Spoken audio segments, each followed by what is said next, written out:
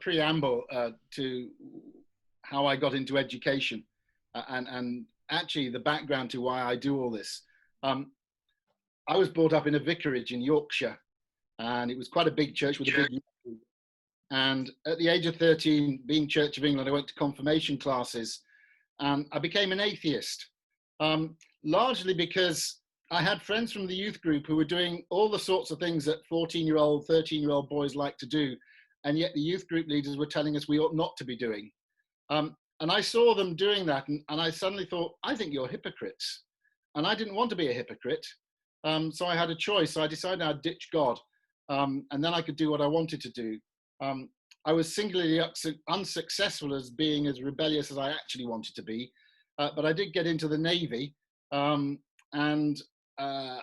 when I was 18, I went up to Dartmouth, and just before my 21st birthday, I got kicked out for doing the daft things that I wanted to explore because I was free of God. So I ran away, and I got a job sailing a yacht to Cape Town, and halfway across the Atlantic, where we'd stopped off in the Cape Verde Islands, and I'd done the daft things that got me kicked out. And so when sailing across, we had night watches on our own, and I reflected on my life and realized that I'd lost everything I'd ever wanted to have, the Navy, and that I was still doing the stuff that had got me kicked out.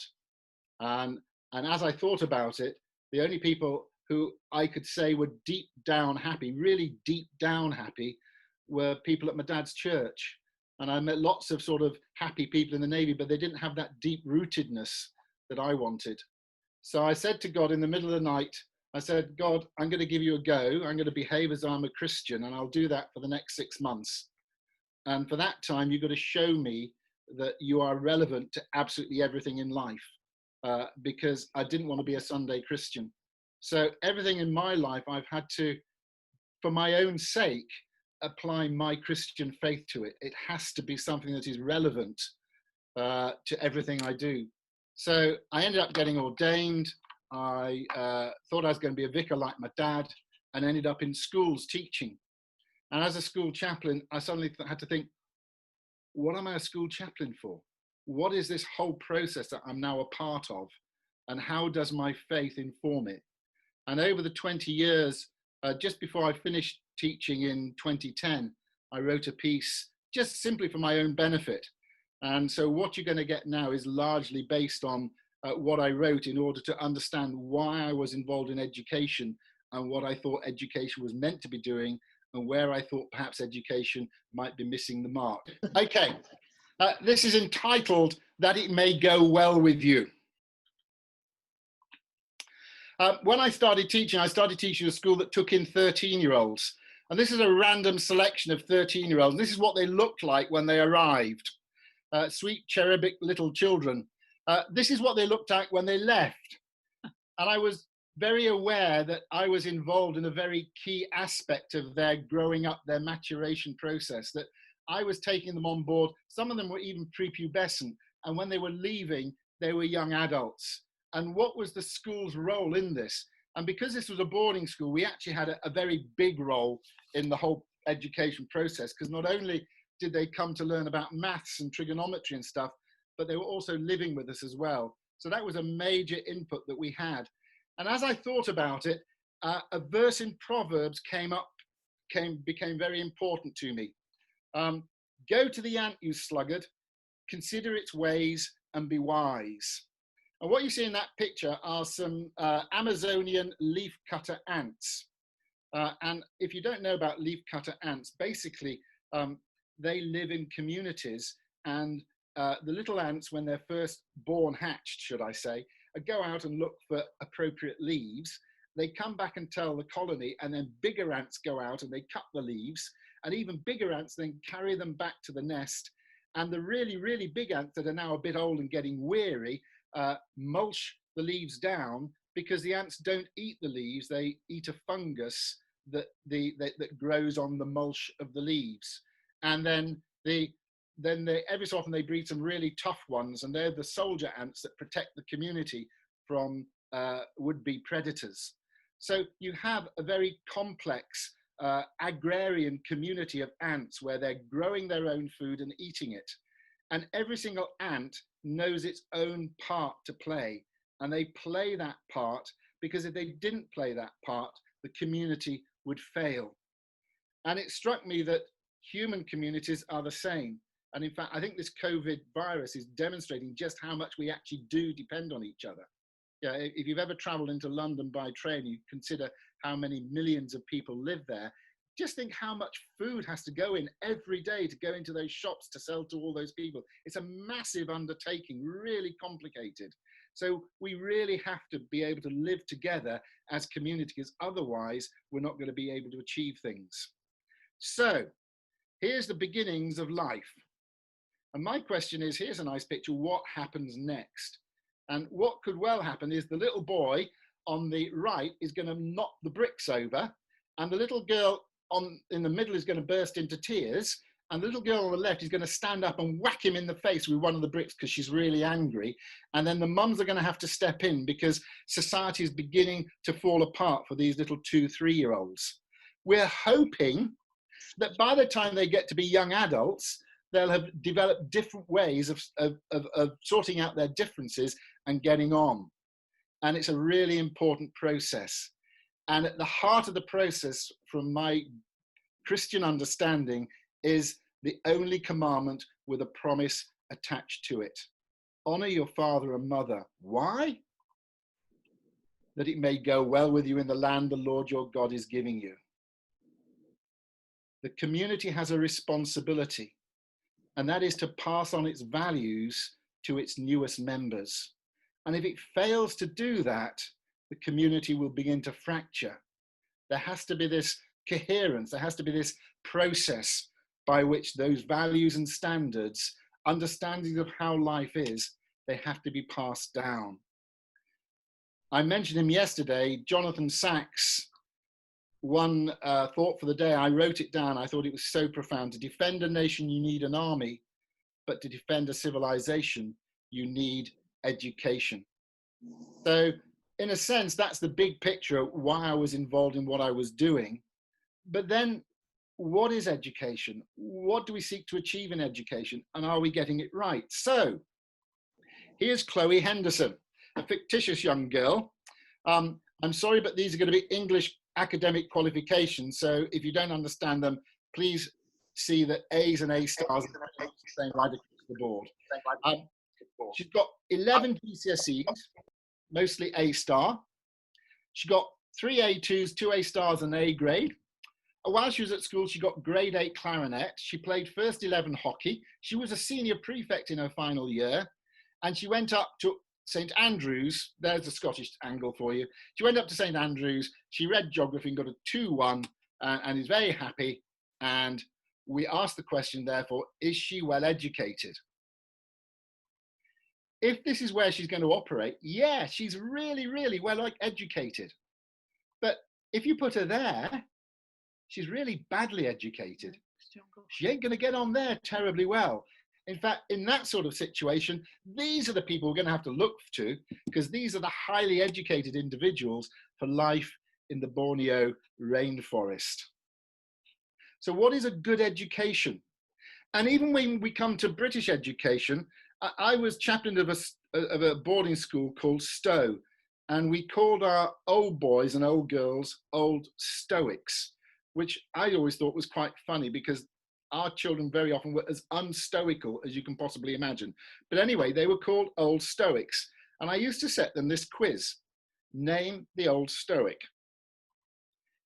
Set up a student magazine in the 5th form, didn't work for his O-levels, GCSEs.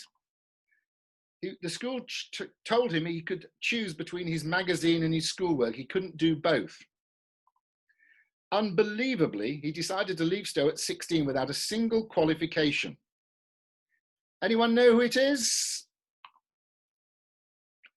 Absolute disaster. He should have stayed on and done his A-levels. And I kept on asking myself, what is education for? What are we trying to achieve? And why is it so important that everyone we think has to get A-levels and go on to university? So what else is going on in education? We're back to Chloe. Her school has worked hard to equip her to succeed and helped her to see what she can achieve and encouraged her to go for it. They've helped her to discover herself and to go for it. But what sort of a person is she? What sort of a person is she? What's she going to use this for? Here's a man called Sarath Shah. He had middle-class parents. He was born out in the Far East. He was educated at first in a Buddhist monastery, and then he went on to study at a Roman Catholic school. He got a scholarship to study radio engineering at electronics at university in Paris. Then he went back to his home country in Cambodia, changed his name to Pol Pot, became head of state, and killed 1 million of his own people at least. So what is Chloe going to do with all her education? And for me, this became the really, really important question. I was in a number of schools where parents were paying good money to have their children developed to the nth degree, and the schools were very good at it. But we weren't necessarily focusing on what the children were then going to do. And in fact, in 2010, Headmasters Conference, that's an amalgam of independent schools south of the border, and they got the Institute of Education at the University of London to do a study on what the curriculum might look like in the future. And so they went to a number of schools and talked to a load of teachers and pupils because they wanted to find out what the situation was. And they had 4 key questions. What counts as an educated 19-year-old today? It was contemporary. What aims and purposes underpin the approach to the 13 to 19 curriculum? That's what we were dealing with. How are schools responding to recent curriculum and qualification developments? And finally, what future curricular options are there to support the development of an educated 19-year-olds capable of playing their full part in the 21st century? So these were far-reaching questions, and they had to be addressed. And one of the things that came out of this study was that the members of staff they were talking to really wanted to address the character aspects, but they were finding that the time to do that was being pushed out by the requirements to make sure that exam results were good, that sporting achievements were great, that dramatic performances in the theatre were sensational, and the aspect of character development, they kind of hoped the pupils would pick up simply by being at the school, but they were anxious that they weren't being able to put concentrated time into it. But they were keen to develop the whole person. These were the things they were looking for. Resilience, perseverance and resourcefulness, a spirit of curiosity and inquiry, a love of learning, willingness to make mistakes, self-motivation and discipline, an ability to articulate opinions and beliefs clearly, emotional confidence, self-awareness and self-acceptance, and the ability to demonstrate moral and spiritual thinking and value-led decision-making. Not a bad package. So we got pupils in schools, we're trying to teach them, but we are being brought up in a society which believes that individuals ultimately will have to make their own mind up about things. We can't teach morals. We hope that the children will imbibe morals. We're not going to indoctrinate them with moral understandings. And so the development was happening that we were going to present pupils with situations and issue them with information about the possible outcomes, but nevertheless, we would rely on them to make wise decisions. And that led to 1 or 2 interesting developments. This is a streaming of a BBC education video aimed at key stage, late key stage 3 and 4. So that's in your people's eyes, S4, 5 and 6 sort of thing. So things can go wrong when you share images in a relationship, but some people choose to send pictures to people they don't know. Marie started using instant messengers when she was 15. She'd often send strangers sexy pictures of herself, but on one occasion was nearly blackmailed. So it started then with you having casual chat with your male friends, but then you'd have strangers adding you as well. Yeah, at first it was people adding me that I thought I knew, but it turns out they're complete strangers. So you got talking to a guy who you thought you knew, but it wasn't the person you thought it was. No, his email was really similar to someone that was in the year above, so I just assumed it was him, because I thought, why would anyone else just add me randomly? It's just basically me just posing topless, and I'd make myself look good as well, so I'd have lots of makeup on. I think you kind of got a thrill from it as well, from like talking to a stranger, knowing that you shouldn't do. It's just kind of like a fancy world. So you're young, free and single, doing this really flirty, chatty thing. Yeah. And then it did get a bit out of control, didn't it? Yeah, definitely. It just got really annoying because he'd just pop up and just say, go on webcam, and not even say hello or anything. So that's when I thought he was a bit weird. And then he said that if I didn't go on webcam, he'd tell my friends. And I thought, well, he doesn't know my friends. So I said, how are you going to tell them? This is stupid. And then he started reeling off lists of my friends. So I said, how do you know? And he said, I've got your Facebook account up. But it's weird because my MSN and Facebook email's different. That was really creepy. I was really panicking. And my friend was saying about how you can get in real trouble for that. So I looked it up online and found an article about someone getting prosecuted for something similar, and then linked him to that, and that really scared him off. Is there any difference in the law when it comes to emailing pictures or sharing them via an instant messenger as opposed to texting? No, none at all. It's still distributing an indecent image. Again, it does come down to the content and the context. In a consensual relationship between 17-year-olds, very unlikely that anybody would be prosecuted. Having an ex spread your pictures is bad enough, but what if they end up on the internet? This is CEOP, a government agency to help protect young people online. This may look like any other office, but these people are constantly monitoring hundreds of websites and tracking paedophiles. We've seen a large increase in sexting. We found that they're much more careless, really, with the kind of images they're sending.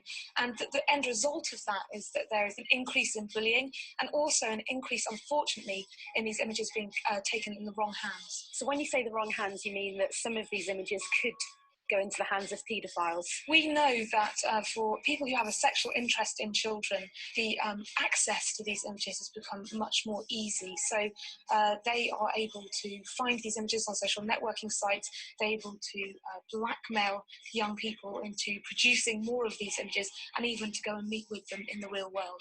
One person who's used to being semi-naked in front of camera is glamour model Keely Hazel, but she's also had an intimate tape leaked online and says at times she felt pressured to go further than she wanted to. Yeah, I've been in situations where people have made me feel uncomfortable and sort of tried to pressure me into doing more than I want to do. So I think if other people can sort of learn from my mistakes and know if they don't want to do it, don't feel pressured and just say no. So far, most of what we've heard has been about sexting or instant messaging online, but some go a step further and turn on the webcam. Have you ever done webcam stuff? Only on chat rooms, yeah. It's less like you don't have your email there, and if anything goes wrong, you just click them off or block them, and it's gone. So what kinds of things were you doing on the webcam? And to get probably naked and things like this, and do things. The intention I went on was to kind of go all the way in explicit. And all of this happened when you were in your bedroom at night, parents downstairs. Were you ever scared that your parents might walk in and see you naked? Well, no, because I don't think they'd ever walk in just generally to my room at night. But there's always the thought that someone could walk in. Nowhere do they say it's wrong. They say, if you do this, you might find yourself being blackmailed and that'll be unpleasant. If you do this, paedophiles might want to get hold of it, which is therefore assuming that the people who are doing it are really quite young and paedophiles will be interested in them. They say that you might be pressurized into going further than you want to go, so you'll have to resist that. And your parents might walk in on you. And I'm thinking, I can't think of a single parent who would be happy with their daughter doing that.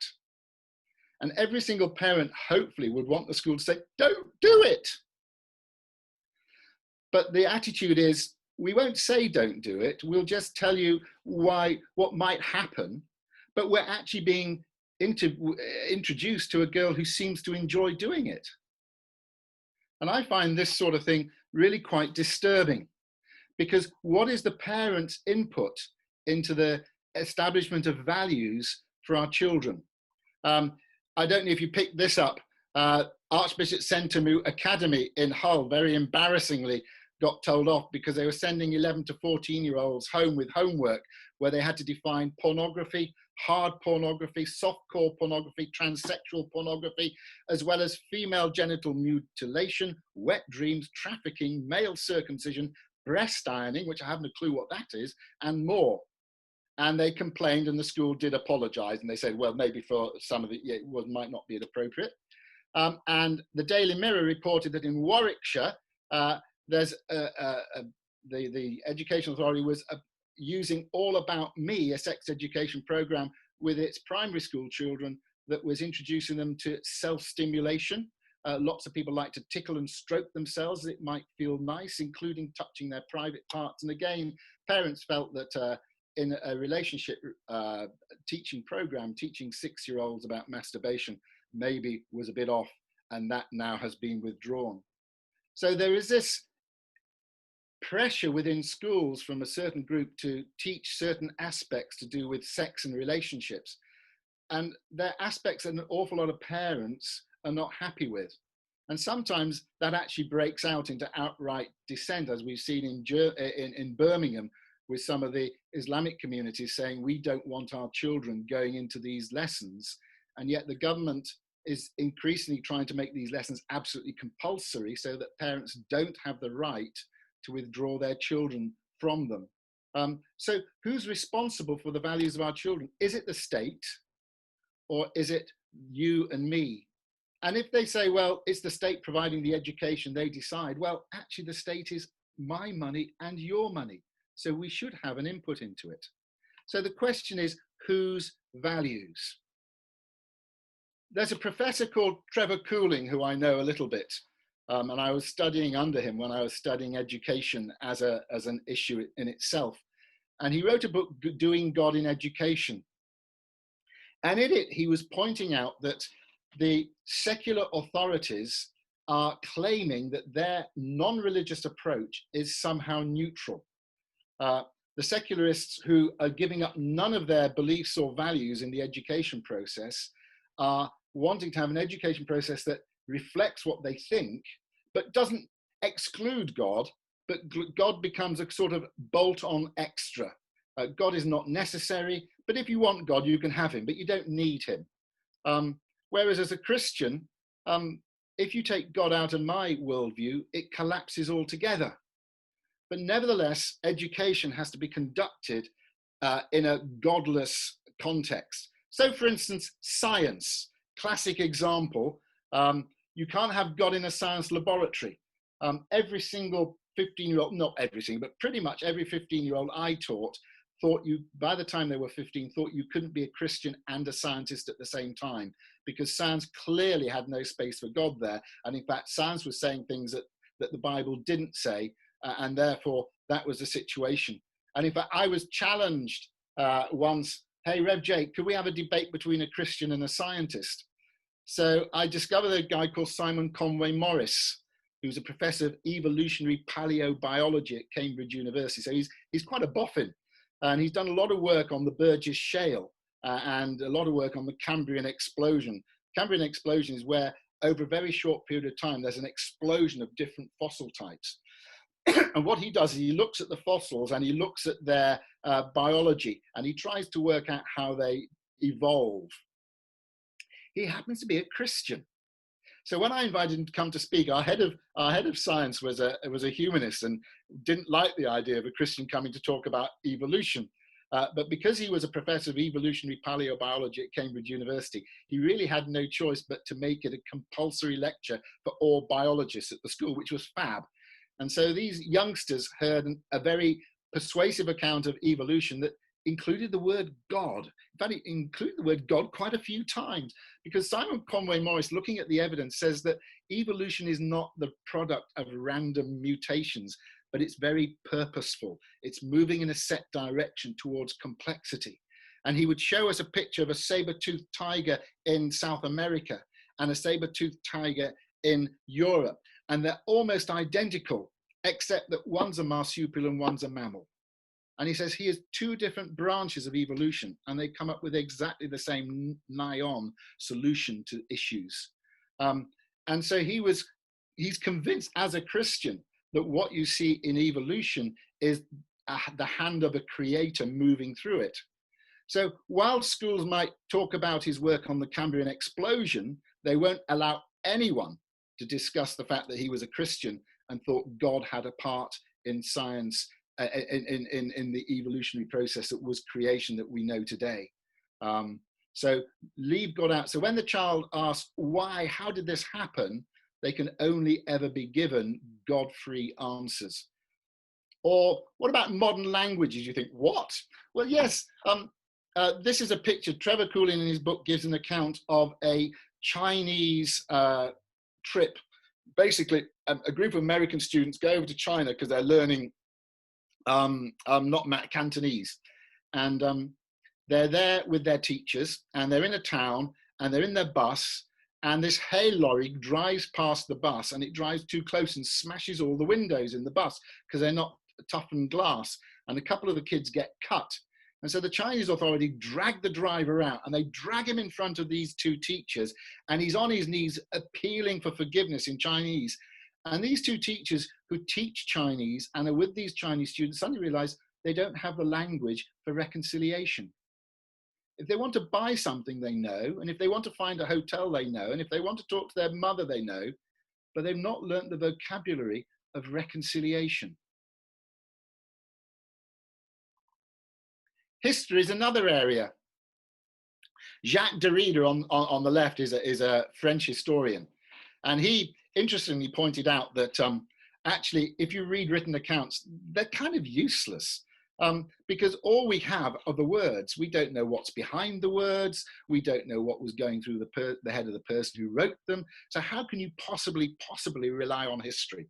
And therefore, he began to attack the idea that as a people, we have a historic narrative that helps us to accept who we are today. The posh word for it, if you want, is a meta-narrative. A meta-narrative is a big picture that helps us to understand who we are today. And you go over across the water to Ireland, and a lot of people have a big meta-narrative of what it means to be Irish and their history and their relationship with England and the potato famines and all that sort of stuff. And it's very important to them. And Jacques Derrida said, no, you can't trust any of this. We simply are here where we are today, and we've got nothing else. And what was happening at that time and that had a big impact on how we teach history.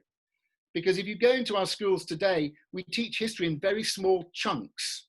Niall Ferguson, who's the Glaswegian-born historian, is absolutely gobsmacked by the way we teach it, that we spend almost all our time on this 20-year period of European history when the Germans were around and going through their process, or we spend a bit of time on the American War of Independence, and we've completely lost sight of the British meta-narrative. And he says we should be learning history over a period of 500 years to better understand who we are and where we come from. Interestingly enough, I think I mentioned it yesterday, the Old Testament, their understanding of God comes through seeing how God has acted in their past. And I would look at history today, and I would see, as I look back at history, how God time and again has operated through history. I don't know if you saw the film Dunkirk. No, sorry, the Finest Hour with Winston Churchill. And Winston Churchill is trying to persuade his colleagues not to try appeasement with Hitler, but instead to resist him. And Dunkirk is on the agenda, and he's trying to work out what to do. And he goes on this fictitious tube train journey, which he clearly never did. He never traveled by tube. And also the tube train journey that they depict should have lasted about 1.5 minutes, and in actual fact it lasts about 5 minutes. That's neither here nor there. A group of women and a black guy persuade him to hold on to his principles and to go for this, to not appease Hitler, but go with his gut reaction. Completely fictitious. What they omitted was King George V put out a public appeal for people to pray for the army. And they queued up outside Westminster Abbey. You can go on, if you Google it, you can see film of them on a Pathé newsreel of them queuing up to pray God for deliverance of the army. And it just so happened that the weather was just perfect. It was unseasonably flat calm and the little boats could go over.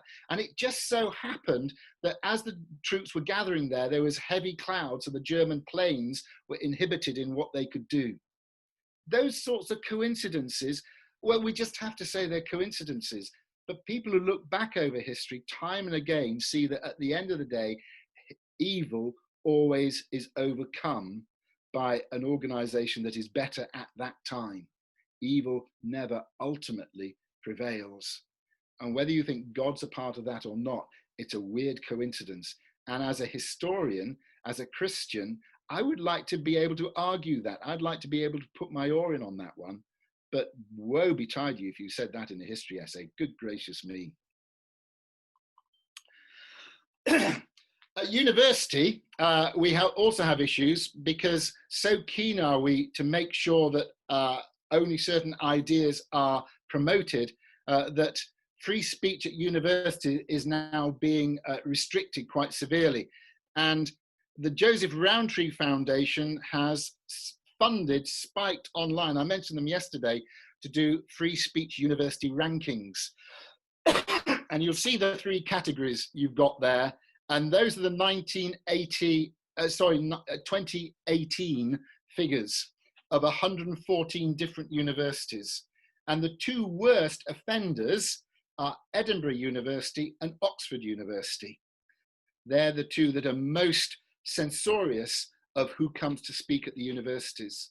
And so our students are not being challenged properly with their views. And Spiked, which is a very liberal magazine, is saying we need to allow people, say, with homophobic views to have their say so they can be challenged, so they can be criticized, rather than just shut up so that we only never have our views challenged. And it used to be when I was at university, anyone could say anything and you had to work out what you thought. Nowadays, we're very, very careful. And to my mind, that is detrimental to the whole educational process. We're not challenging. And don't forget that these students will, in due course, a lot of them become our teachers, because only graduates can teach. In fact, interestingly enough, at one point I went to UCCF, which is the University Colleges Christian Fellowship. And I said to them, what I think you ought to do is run a summer school for Christian undergraduates, where they join together and they get into groups with their particular academic discipline, and they work out a A-level syllabus or a higher syllabus from a Christian worldview point of angle. So they'll sit down and they'll say, if we were teaching this subject as Christians from a Christian worldview, how would we teach it? And get them to write the syllabus. Because then when some of them become teachers, they will at least have thought of their subject from a Christian point of view. And UCCF said, no, they wouldn't do that. Their main aim was to make sure that you couldn't go to university without hearing the gospel at some point during your time there. And it upset me because at the end of the day, one of the things at university a lot of students find is that they might be Christian, but they have to leave their faith outside the classroom, that they can't bring their faith into the classroom. And so if a student becomes a Christian, then their immediate experience of their faith is that they have to separate it from their daily work. And I think that's tragic, because if you're a school chaplain, if you're a chaplain anyway, you've got to understand the nature of the place where you're a chaplain as a Christian. What is the Christian take on it? Yeah, if I was a shopping centre chaplain, what's the Christian take on shopping centres? If I was a prison chaplain, what's the Christian take on prisons? In fact, I have to say, in that sense, I think every Christian is a chaplain. And I think every Christian, wherever they work, should have a Christian take on what they're actually involved in. But that's my opinion. So let's come back to the educational process. This was a letter that was written to the United Nations, which I think underlines everything I've been saying to now. I'm a survivor of a concentration camp. My eyes saw what no person should witness.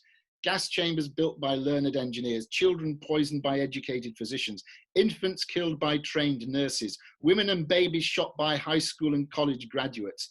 So I am suspicious of education. My request is, help your children to become human. Reading, writing, arithmetic are important only if they serve to make our children more human. So what does it mean to be human? That's the question that's being begged there. That's a nice picture. Relationship between God and man. Man made in the image of God. But from a Christian point, most crucially, God in the image of man. If we want to know what it means to be human, we need to look at Jesus. He is the one who was fully human and fully divine. One of the participants of the HMC seminars, I talked to earlier about the educational process, wanted 4 C's: creative, critical, caring, and collaborative. Fantastic C's. I want to add one more: Christ-like. Because only then do we take on board the full potential of what it means to be a human being, the full meaning of being human. So is there something we can do about this? Well, I tried at school to start to teach virtue. I was very fortunate to be given, one school I went to, they simply said to me, you're going to teach effectively from P7 to S6. So I'll get all the children in the school 1 lesson a week. They said, there's no syllabus, you've got no classroom, just do what you want with them. This was getting the religious bit out of the way. So I fought very hard and got myself a classroom, which was a bit sad, but anyway, it belonged to me. But then I had to sit down and say, what am I going to do? I've got 11-year-olds and I've got 18-year-olds. How am I going to create something that is coherent for all those year groups? And at the end of the day, my objective was really fulfilled when I got to the 6th form. When I was wanting them to think about the big questions in life. They were going to be leaving the school soon, and I wanted them to be doing the right thing. And really at that point, I realized what I was trying to do was teach them virtue. I wanted these people to be virtuous. And that led me to Tom Wright's book, Virtue Reborn, which again is another book I would recommend to anyone. He was the Bishop of Durham, and then he went up to St. Andrews. I think he's retired now, and he lives in County Durham as far as I'm aware. But this guy's super boffinated. He's got about 6 brains inside that cranium, but he also has a very unacademic ability to communicate to oiks like you and me in a way that we can understand. And here's a classic example of his teaching.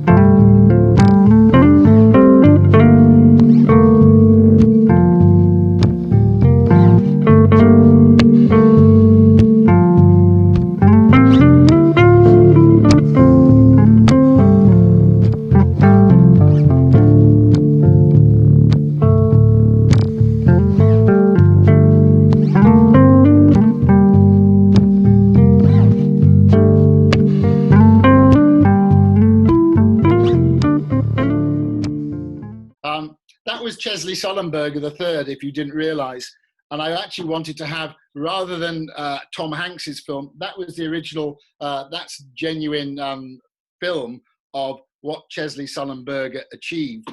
And one of the things he said was, well, I'll come to that quote shortly. But basically, Tom Wright is looking at the subject of virtue and saying, what is virtue? And Aristotle, the Greek philosopher, talked about virtue. And for him, virtue is something that was uninstinctive to human beings, but nevertheless was something that human beings had to learn. And Tom Wright helpfully uses the example of Chesley Sullenberger. Basically, he was flying a plane. He'd had about 20,000 hours of flying experience. He'd flown fast jets, passenger airliners, gliders, and in all that time, he'd never, ever had an engine give up on him. And then he takes off, he gets a bird strike, and he loses both engines in his plane. And unbelievably, he lands it in the Hudson River, and not a single person dies in that event. And he said this, one way of looking at this might be that for 42 years, I've been making small regular deposits in this bank of experience, education, and training. And on January the 15th, the balance was sufficient so that I could make a very large withdrawal. What Chesley Sullenberger III did was absolutely not instinctive to you or me. But he had built up that instinctive by years and years of practice and repetition. So he didn't have to look at the instruction manual. He just instinctively knew what to do. And as Christians, Tom Wright is saying we've got to get to a point where when we're faced with a situation we've never come across before, we need somehow instinctively to know what to do. But that will come after years of learning and praying and reading the Bible and experiencing life and discussing with other Christians. It's this sort of lifetime thing that we develop so that being godly, being Christ-like, increasingly becomes instinctive. It's interesting that the Jews were so keen to keep Sabbath rules that they had to have everything black and white.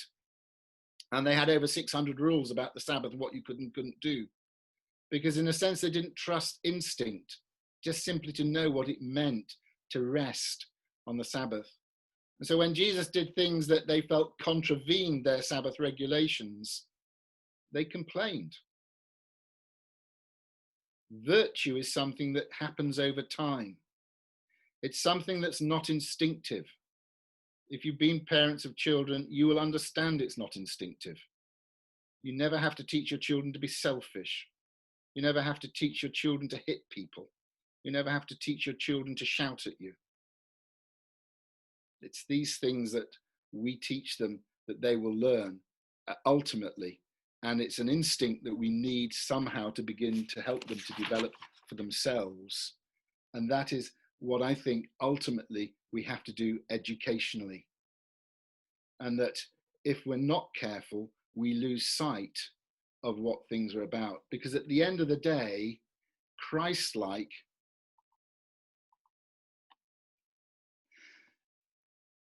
is something that is the fruit of the Spirit. And fruit's a key word. Fruit is something that doesn't happen overnight. Fruit is something that develops. It grows on the tree. And these aren't gifts of the Spirit, where some people have one and some people have another. These are fruits of the Spirit. And over time, for those of us who follow the Lord, who are filled by the Spirit, these are the things that happen. And these are the fruit that we begin to bear. When I came back from my travels, having become a Christian, I have to say that there were some people who instantly noticed a difference in me. I've got a lot of growing to do since then, I can tell you. But that was something that happened when I got back. So at the end of the day, what is education for? It's to develop people so they can be proper, full, contributing members of our society. And that's what we need to do. So it's not just about teaching them skills, it's about helping them to know what to do with those skills. And I always thought at some of my schools, you know, if you've got a highly educated, selfish toe rag, we're doing society a disservice, rather than just sat in front of the television with their Game Boy and their takeaway pizza and their 4-pack of beer, rather than go and do a Robert Maxwell and raid the Mirror Group pension fund or whatever, if you get my drift. I think you probably do. And my last slide, and this is the one that actually came to inform all my teaching, and this is what I thought ultimately I was about. And this is Archbishop William Temple. This is the fundamental principle of true education. The task of the teacher is to prepare the pupil for the time of separation, which must come, so that the pupil may find within himself such resources as enable him to follow the direction in which the teacher has started him without further aid. That's what Jesus did with his disciples. He prepared them for the challenge, and they said, I'm leaving you. It's a good thing I'm leaving you, because then you'll get the Holy Spirit, and the Holy Spirit will be with you wherever you are, rather than having to be in geographical proximity to me. But he'd prepared them, he'd given them what they needed, and they were then to go out. And as a teacher, that's what I always sought to do. I want you to be able to carry on in this way without my assistance. And the greatest privilege I have as a teacher is to bump into an old boy who I had who I taught, and maybe who became a Christian, and to find out he's still going. In fact, I had an email about 4 weeks ago from a lad called Charlie, who I'd taught, and he left the school. He'd always come to Crossfire, and he was now a submariner, for goodness sake.